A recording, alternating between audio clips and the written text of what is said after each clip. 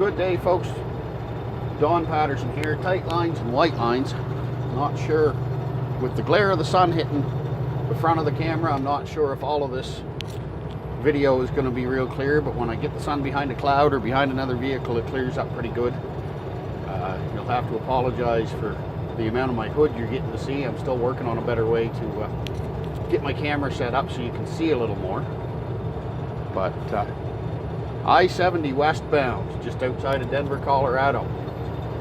As you can see ahead of me, I'm working my way into the I-70 pass in the Rocky Mountains. So I figured since I had some daylight left, I'll turn the camera on, let it play. So I'm not going to ramble through the whole thing, just gonna kind of cruise along and let you folks enjoy some scenery.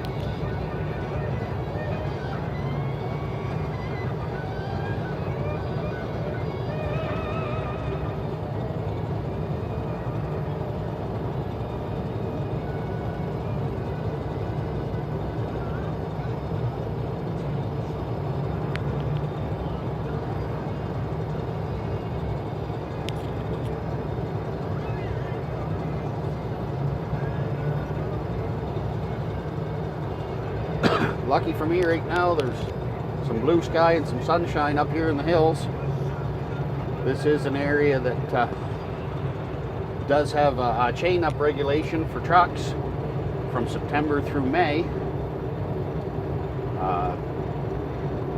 Trucks are required to carry a certain number of wheel chains on this stretch of road at all times during those months, and occasionally here in this video, I don't know if you'll be able to see some of the roadside signs, but some of those signs are marked, are set up with flashing lights, and if those lights are flashing, then you must pull over to the next chain up station, which is normally within a mile or so, and throw your chains on and run until you get to a point where those lights are no longer flashing. There was a few flurries in the air earlier today, but nothing significant. So, and from the looks of the ground around here and the skies, I don't think chains are going to be an issue for this part of my drive, but definitely something that you don't want to play with in the wintertime, because these mountains can wreck a person, and it doesn't matter whether you're in a truck or in a car. These mountains can wreck you in a hurry. And this is actually a fairly tame section of the mountains right here where we are now.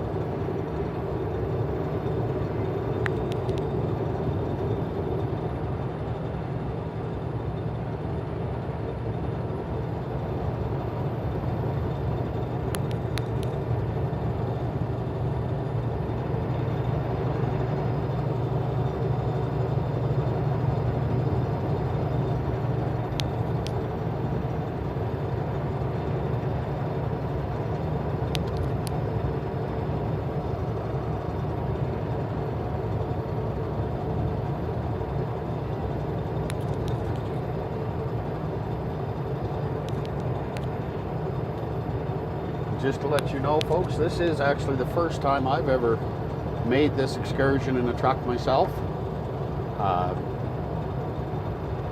Going up, as far as going up the mountains, can be a slow, tedious process. I'm actually loaded quite light, so it's not a huge issue for me. For most people with, you know, most truck drivers, coming down off the mountains is actually the trickier aspect of the drive. You know, climbing up, well, you're climbing, your truck's going to work, but it's going to get you there.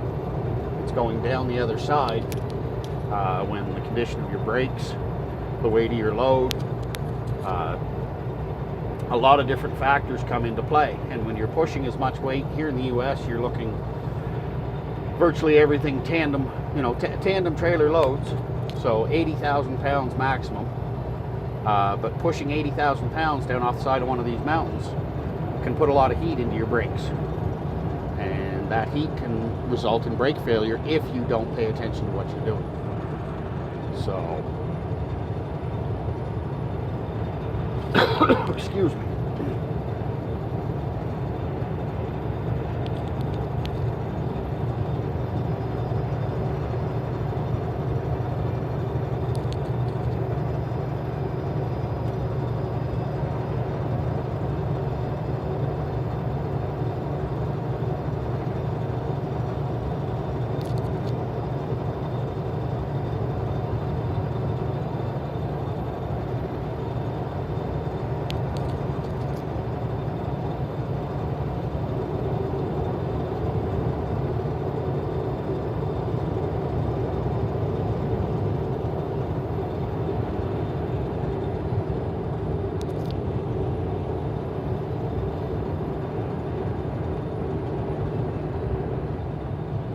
Chain station. This pull off coming up right here on the right would be somewhere that you would stop and put your chains on if necessary. I wish I could get that camera up into a spot that's a little easier to see, give you folks a better view, and I'll work on this. This is a learning process for me, and of course I went to rig my GoPro up this evening for this portion of the drive. Realized that I left the charger for the GoPro at home and it's almost dead, so this video is recording off my phone, so hopefully it turns out. It is definitely a beautiful drive, and I'd hate to see this video not turn out.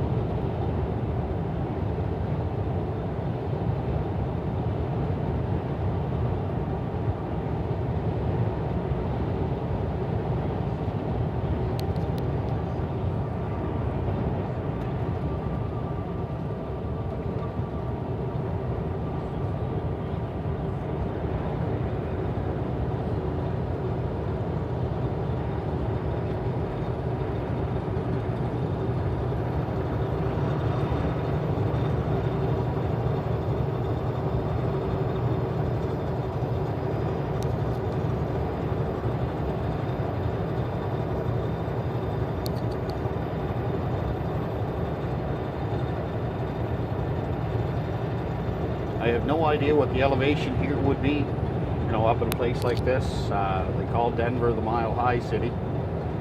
So, you know, Denver would be a mile above sea level.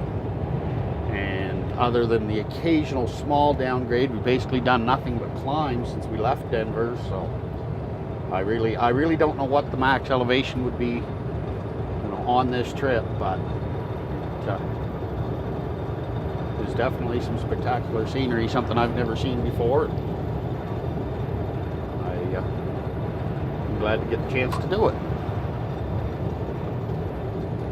I'm sure there's a lot of people out there that have flown over the Rockies at different times. And, you know, I'm sure there's a number that have driven in the car.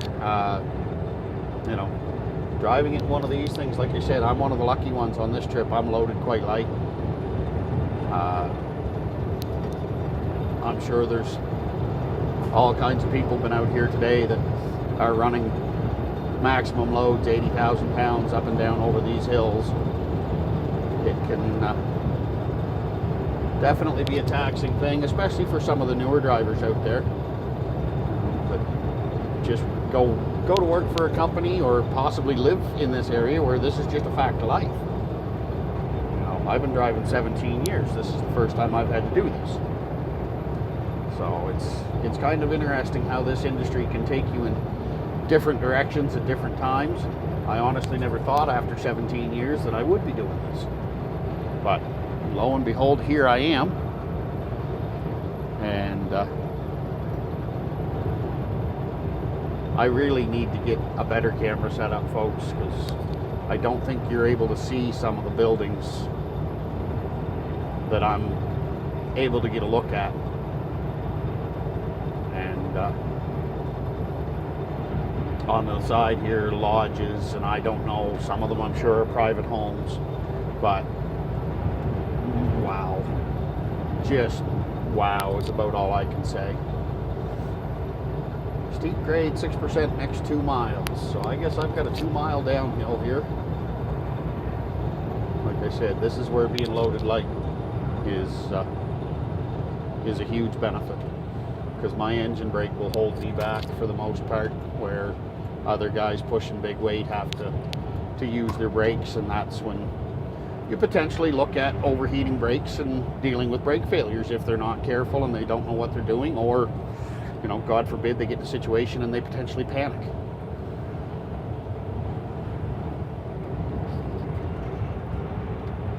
I'm going to move this around by hand. Don't tell anyone.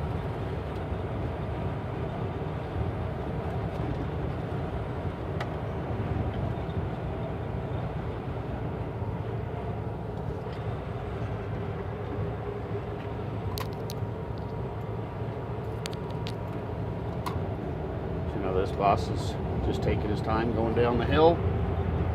Can't fault him for being cautious. I don't know the driver. I don't know how heavy that is. I don't know how the brakes in those buses work. Come on, sir, babe. You got it.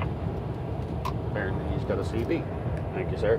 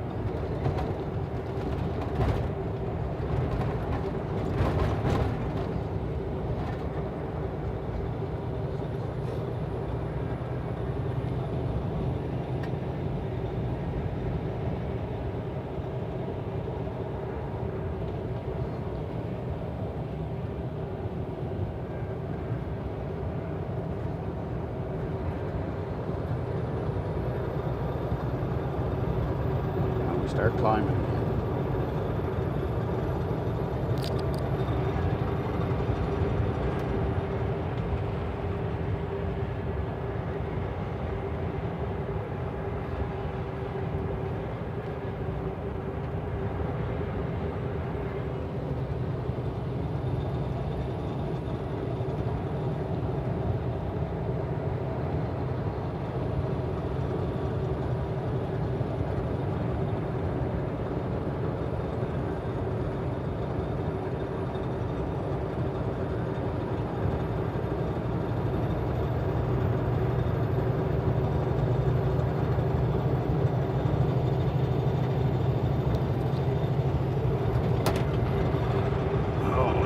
Falling over again. I guess that gives me some idea, folks. Just went by a sign that said Idaho Junction, gave the population and said the elevation, and it was in the vicinity of 74. I didn't catch it all, but it was in the vicinity of 7,400 feet. So you're talking not quite a mile and a half above sea level. So, and we've still got climbing to go. So I am going to shut this off. There's only so much of this you folks can probably watch, especially with the sun hitting the lens and causing it to flare and really not giving the views that I had hoped. Thank you for joining me on Tight Lines and White Lines. We'll see if we can't figure something. Oh, well, before I go, one last thing that you folks should see, at least a little bit of, if my camera won't fall over.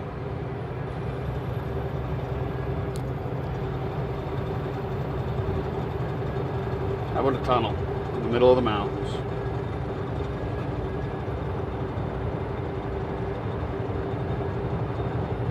Once again, folks, Don Patterson, Tight Lines, White Lines. Thanks for joining me. We'll see what my views are tomorrow, or maybe even later today. You never know. Until next time.